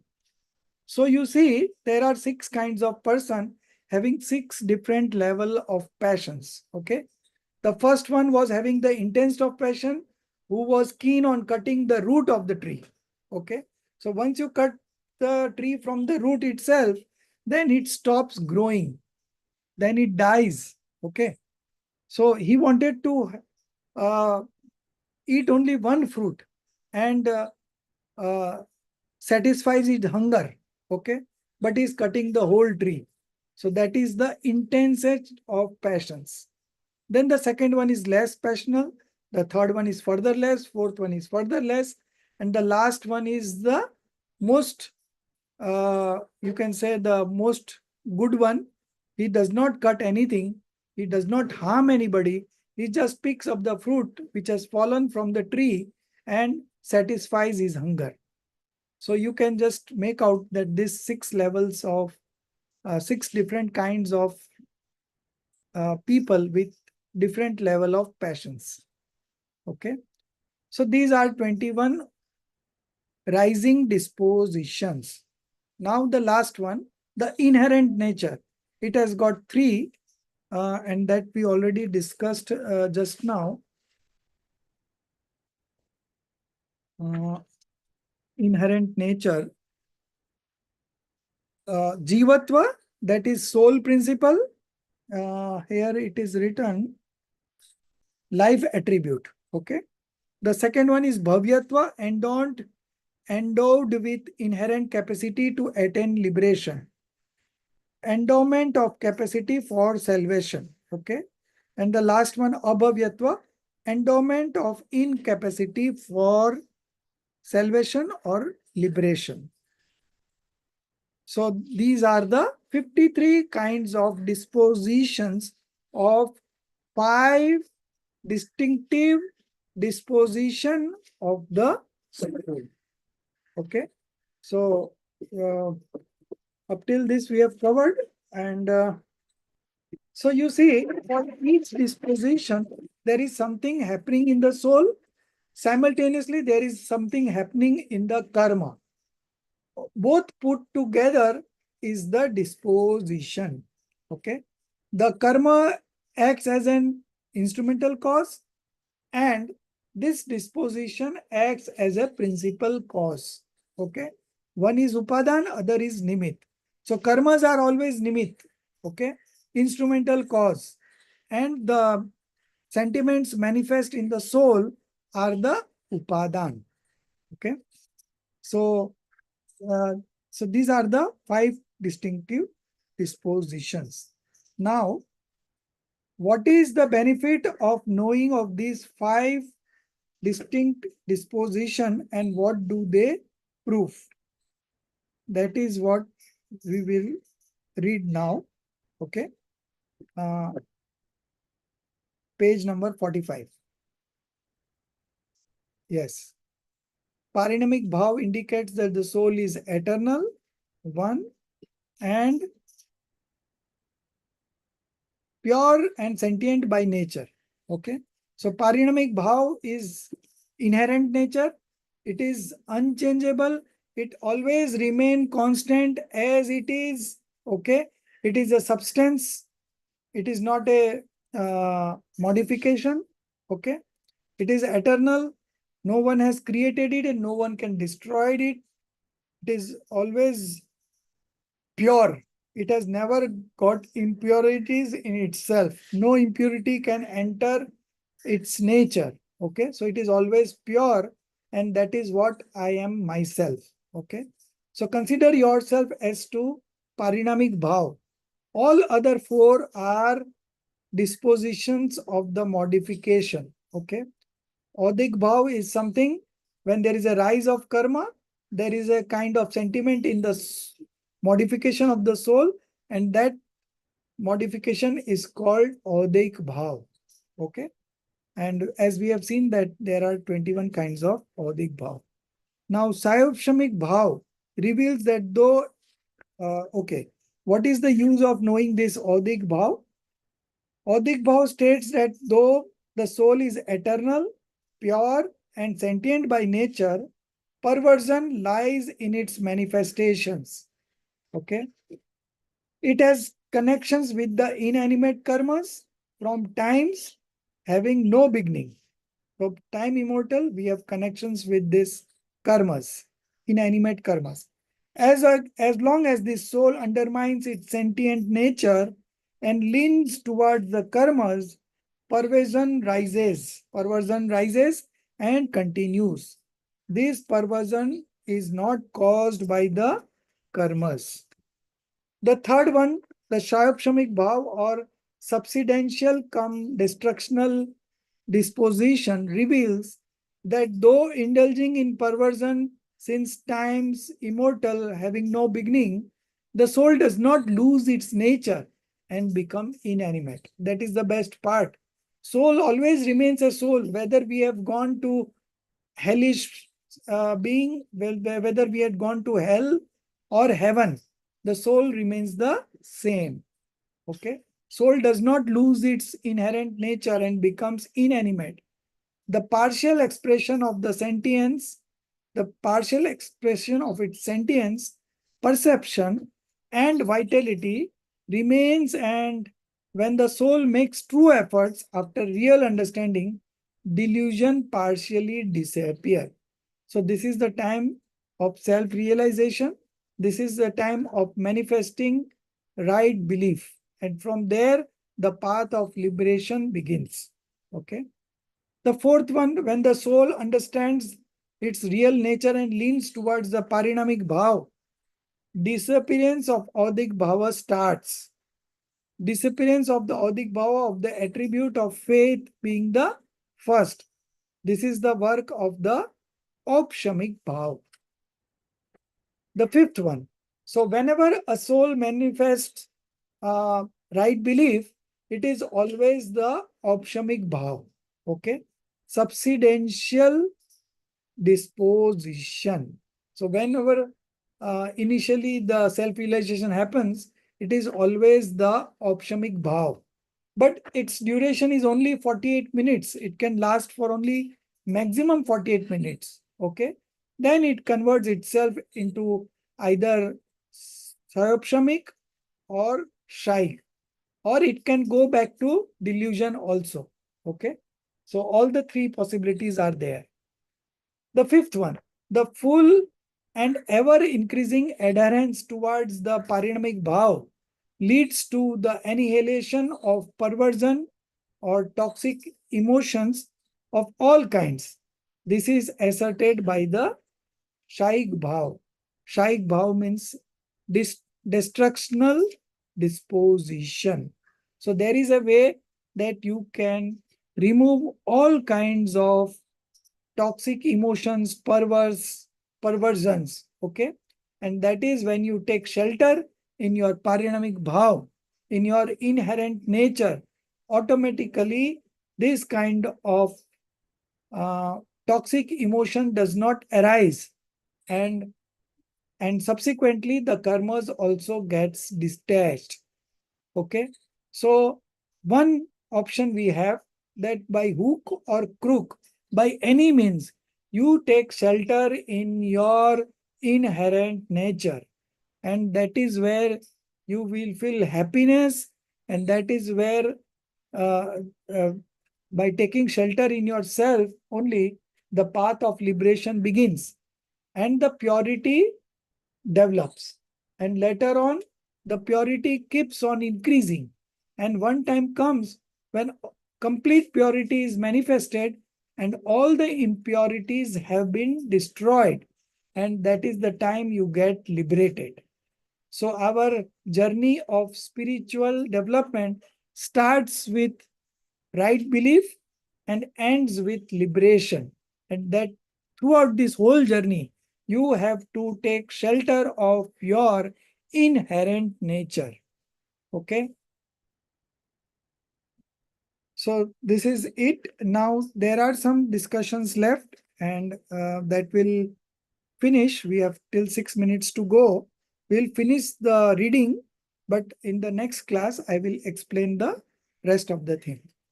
So, Sir, I have some doubt about whatever we have discussed till now. uh, Sir, in the chart that we initially discussed, the Hindi chart, uh, uh, it was given that the Chayokshamic Bhav is a combination of three things: subsidence, destruction, as well as rise. right. So, but the term Chayoksham only has two words, Chay and Upsham. So, why rise is also considered there? First thing. Rise is not mentioned in that, but there is always, when you are into sansar, there is always rise of karma, right? Unless and until you get liberated, rise of karma is always there. So it has not been mentioned, right? It is not that in other three there is no rise of karma. Rise of karma is every there. Only in Shaik Bhav, there is absence of karma. But there is always an influence of karma in all the four dispositions. Only Parinama Bhav is such, inherent nature is such that there is no influence of karma on that. Sir, for example, in Upsham, it is complete subsidence, no rise is there. Ah, In Shai also complete destruction, no rise is there. In rise, there is complete rise, there is no subsidence or no destruction. right. And in Chayopsham Bhav, for example, Gyanavarni Karm Chayopsham. So there may be subsidence also, there may be destruction also of some part, and Right. the remaining part is rising at the same time. Right. So Okay. that there is some part of knowledge of ours is open, and through that we are knowing. There is some part which is covered. Okay. So we are not knowing through that part. And there is some part that has been destroyed. Okay. Okay. So, Sir, the second question in this was, for one karma, can there be two bhav at the same time? For example, let us take example of Gyanavarni again. So for Gyanavarni, can we have Odaik bhav as well as Chayopshamik bhav running at the same time? yeah, we can have.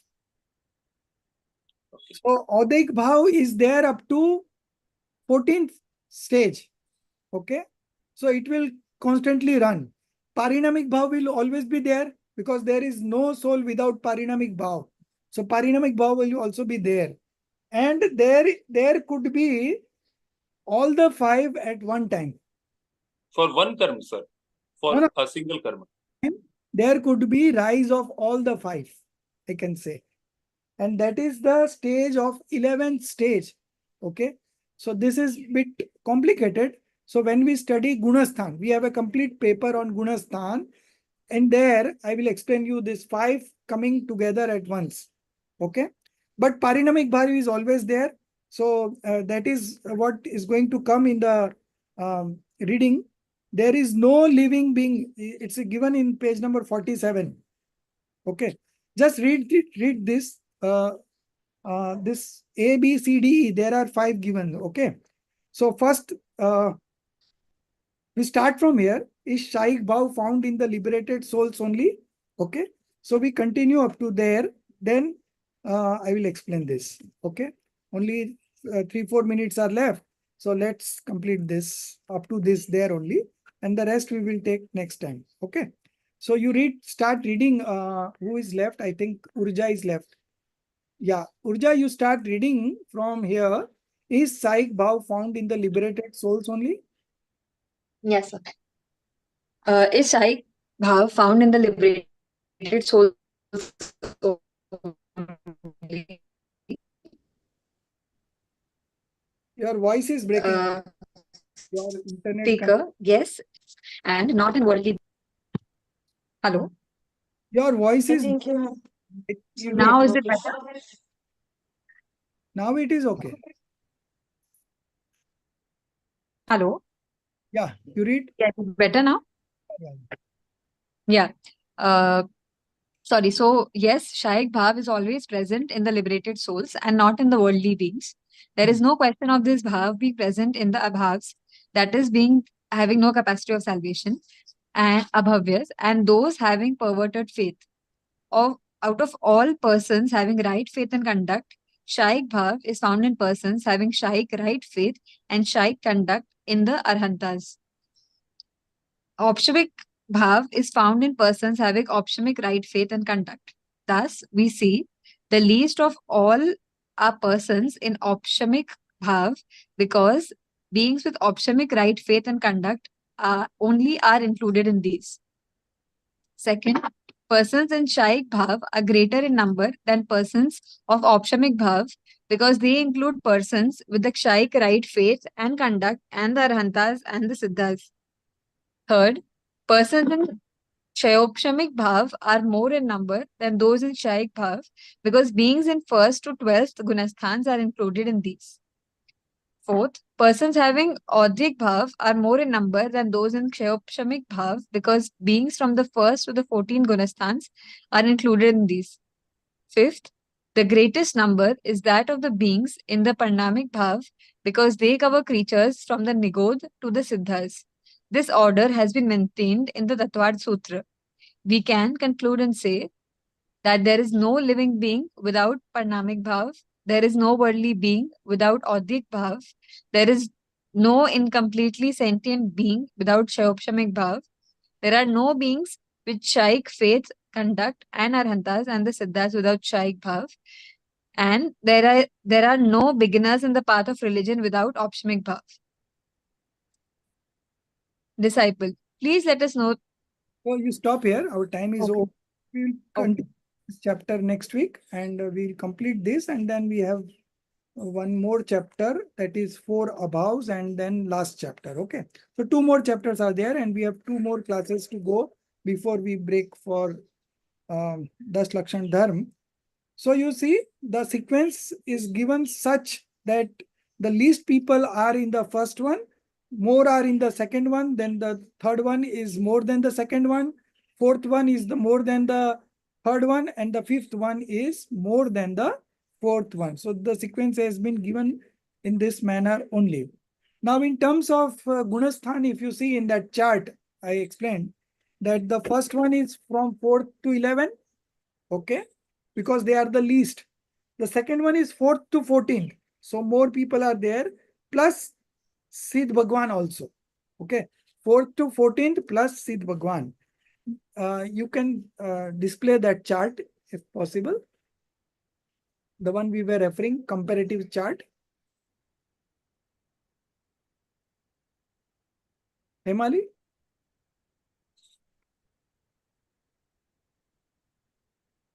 Yeah, this one, right. So you see the last one we are referring, yeah. So the first one is 4 to 11. It is not mentioned here, but you can write it down, 4 to 11. The second one are more than the first one because it is 4 to 14 plus those who got liberated. The third one is 1 to 12.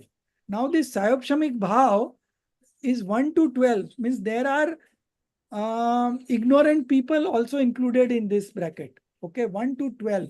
Okay, so there are enlightened soul also and ignorant soul also into this. So it is 1 to 12. The fourth one is 1 to 14th. Okay, so this is more than the third one. And the last one is 1 to 14 plus liberated soul. So it is the maximum number of people having this parinamic bhav. So this is the sequence. This is the logic behind giving this sequence. It is in terms of having more and more people as you go ahead. Okay. So this is it, and we will continue this chapter from here and finish it in the next class. In meantime, you can refer to this chart. Yeah, this is the photo that I was looking for. Where you got from? Okay. Okay. So online. Okay, okay, good. 6 friends and mango tree. And we can, if the explanation is also there, then you will be able to understand it more. Okay. It's given there. Okay, you share it in the group if the explanation is there of the example. Okay. So everyone would read and understand the Lesia. Okay, sir. Okay. And I will send some of few other charts also that will help you in remembering the names. Okay. So Hindi names are given there, but I will write the English names beside and then I will send you this photograph of this chart. Okay. So it is in Hindi, but I'll give you the English names along with that. Okay. Okay. So we'll meet up in the next class, and I'm planning to give this chapter as concept clarity paper 2. Okay. But let's see. Let me decide. I will be finalizing it next week. Okay. If it becomes very hard, then I will leave it. Then we will take the previous chapter, happiness. Okay. Happiness. Sir, I have one doubt. Ask. Sir, Yeah. do we have any relation between Shayupshamik Bhav and Shayupshamik Samyaktu? Because Shayupshamik Bhav, it is there from 1 to 12th stage. And Shayupshamik Samyaktu is, I think, because when you will start like na Shreni Madana, you have to go into Upsham or Shayik. Right. Can be 2 Shrenis. Sayapsamik Samyak Darshan is there between 4 to 7. Yeah, yes. So 1 to 12 is in between 4 to 7 only, right? But Shayupshamik Bhav is going till 12th stage. Yeah. So Sayapsamik Samyak Darshan is up to 1 to 4 to 7. Okay. 4 to 7. But there are other attributes also, no? In Sayapsamik is related to all the 4 Ghatiya karmas. All 4 of karmas. So there is Jnana Varana. So Jnana Varana will get destroyed in 12th. Okay. 12th stage, yes. 13th stage, sorry. In the 13th stage. हाँ, 63 घातीय. It is like that. 1 to 12. Okay, sir. Not only Samyak Darshan, not only the deluding karma, but there are other karmas also like Jnana Varan, Darshana Varan, Antray. So all these put together is up to 1 to 12. Sir, actually, I'm not able to understand. See, it is written Opshamik Bhav is similar to Opshamik Samyak. Opshamik Bhav can be found from like 4 to 11. And Opshamik Samyak also, it's still there 4 to 11. But in Opshamik Shayik is also there from 4 to 14. Shayik Bhav is there and Shayik Samyak can also be there from 4 to 14. Right. But Shayopshamik bhav, Shayopshamik samyakta is 4 to 7, but Shayopshamik bhav is 4 to 12. No, it is for 1 to 12. 1 to 12, but Because Shayopshamik, if you see the subdivisions of Shayopshamik Bhav, how many subdivisions are there of Shayopshamik Bhav? I think 18 were there. 18 are there. 18. 18. So in that 18, there are 3 wrong knowledge also. Kumati, Kusrut, and Kuavdi. Kuavdi. So these people are in the first stage. Okay. Okay. So it is like that. It is between 1 to 12. So it is only Shayopshamik Samyaktva is 4 to 7. So at the end of the 7, the Shayopshamik Samyaktva converts itself into either Opshamik Samyak Darshan Or or Shayik Samyak Darshan. so from 8th stage onwards, there could be either Opshamik or Shaik. Shayopshamik will not come in 8th. Okay. So it is like that. So either it is Opshamik Sreni, so it goes up to 11 and then fall back. Shaik Sreni, it goes from 8, 9, 10, 12. 12. Then 13, 14.